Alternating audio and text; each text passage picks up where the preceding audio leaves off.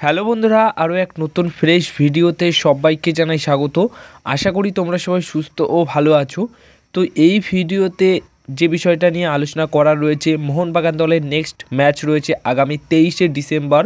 নিজেদের ঘরের মাঠে এই ম্যাচে মুখোমুখি হচ্ছে এফসি গোয়া দলের এগেনস্টে। তো ম্যাচটা খুবই কঠিন ম্যাচ হতে চলেছে। মোহনবাগান দলের বর্তমান দলের পরিস্থিতি যা রয়েছে তাতে করে এমনিতেই ম্যাচটা খুবই কঠিন হবে প্রথম থেকেই। আর এই মুহূর্তে বর্তমান দলের যা পরিস্থিতি তাতে করে কিন্তু ম্যাচটা নিজেদের ঘরের মাঠে হলেও অনেক বড় পরীক্ষার মুখে পড়তে হবে মোহনবাগান দলকে। কারণ এফসি গোয়া দল এই মুহূর্তে সেরা ফর্মে রয়েছে। তাদের কোচ মানালো মার্কুয়েস এই এফসি গোয়া দলটাকে একদম অন্য লেভেলে নিয়ে গেছে। সেই দলের এগেনস্টে মোহনবাগান দলের এই ম্যাচটা লাস্ট ম্যাচে মুম্বাই সিটি এফসি দলের এগেনস্টে হেরেছে, তো সেই একটা ধাক্কা রয়েছে। এবং লাস্ট ম্যাচে শুধু হারটা তো মেনে নেওয়া যায়, কিন্তু যেভাবে ম্যাচ হেরেছে, যেভাবে খারাপ সিদ্ধান্ত যেগুলো এফেক্ট করেছে মোহনবাগান দলকে, সেটা কিন্তু মানা যায় না। তো সেই অনুযায়ী সব মিলিয়ে কিছু কিছু প্লেয়ার এই ম্যাচে খেলতে পারবে না।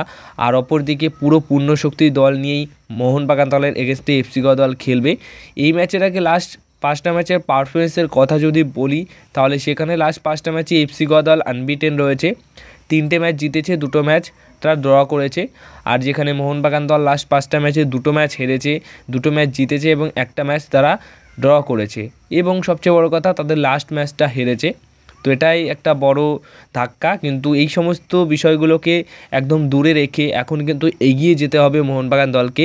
হাতে গুনে যে কটা ফুটবলারকে এই ম্যাচে মোহনবাগান দলের কোচ পাবে, তাদেরকে নিয়েই কিন্তু একটা ভালো লড়াই করতে হবে। আর যেহেতু ঘরের মাঠে এই ম্যাচটা হচ্ছে, সেই ক্ষেত্রে সমর্থকদের সাপোর্ট থাকলে অনেকটাই ভালো পারফরমেন্স করতে পারবে আশা করি মোহনবাগান দল।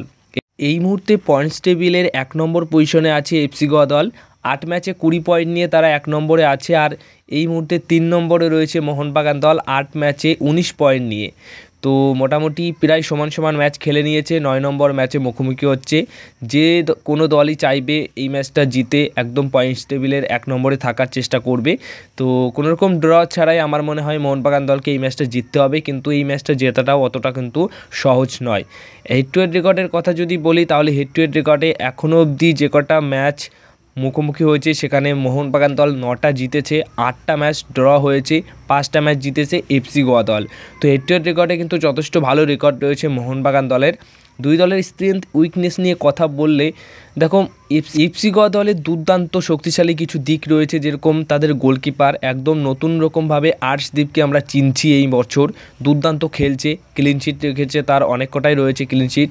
এছাড়া ডিফেন্স, রক সলিড ডিফেন্স, ওডেই অনাইডিয়া এবং সন্দেশ জিঙ্গান এই মরশুমের সেরা বেস্ট ডিফেন্সের জুটি।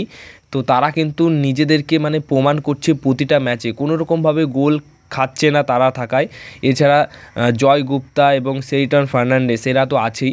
মাঝমাঠে তো ভাই তাদের যথেষ্ট শক্তিশালী দিক রয়েছে। কারণ মাঝমাঠে যে প্লেয়ারটি খেলছেন কার্ল ম্যাকিউক, এই প্লেয়ারটি মোহনবাগান দলের হয়ে একটা সময় খেলে গেছেন। আর সেই কার্ল ম্যাকিউকের কাছে এটা কিন্তু একটা সবচেয়ে বড় ম্যাচ হতে চলেছে। কার্ল ম্যাকিউক কিন্তু এই ম্যাচে মোহনবাগান দলকে বেশ বিপদে ফেলবে। তিনি কিন্তু প্রমাণ করে দেখাবে যে জুয়ানের অপছন্দের তালিকায় তিনি ছিলেন, কিন্তু তাকে ছেড়ে যে কত বড় ভুল করেছে সেটার প্রমাণ কিন্তু অবশ্যই এই ম্যাচে দেবে। আর অবশ্যই ভিক্টর রড্রিগেজ, যিনি কিনা উড়িষ্যার হয়ে গত মরশুমে ভালো পারফরমেন্স না করতে পারলেও এই মরশুমে নিজেকে অন্য লেভেলে নিয়ে চলে গেছে।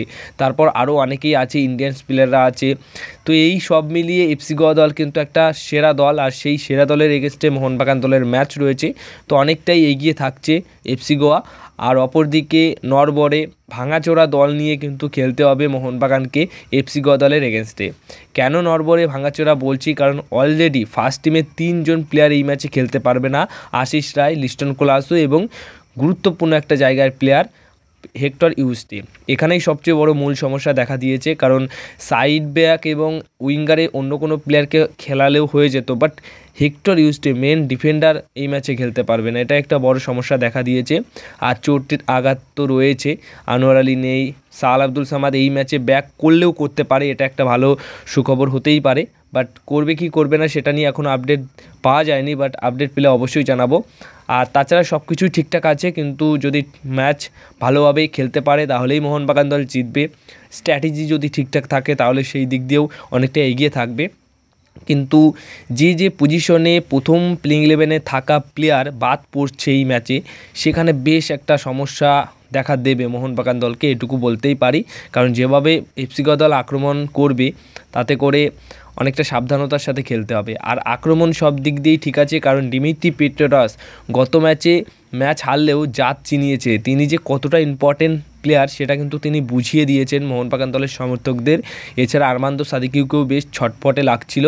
তো তাতে করে মনে হয় যে এই ম্যাচটা ইচ্ছা করলে ইজিলি ম্যাচ থেকে 3টে পয়েন্ট না পেলেও 1টা পয়েন্ট অবশ্যই মোহনবাগান দল ডিজার্ভ করে। কিন্তু ঘরের মাঠে ম্যাচ, তো অবশ্যই 3টে পয়েন্টের জন্যই এগোবে মোহনবাগান দলের কোচ জোয়ান ফ্রান্ডো, আর আমরা সেটাই চাইবো। তো অবশ্যই তোমরা কমেন্ট বক্সে এটা জানিয়ে দিও এই ম্যাচ কোন দল জিতবে, স্কোর কী হতে পারে, কোন প্লেয়ার করবে গোল, সব বিষয়টাই এই ভিডিওর কমেন্ট বক্সে তোমাদের মতামতটা জানিও। যদি ভিডিওটা ভালো লেগে থাকে তাহলে ভিডিওতে লাইক, শেয়ার, কমেন্ট করো, আর চ্যানেলটিকে সাবস্ক্রাইব করে নিও নিয়মিত আপডেট বা নিয়মিত নতুন ভিডিও পাওয়ার জন্য।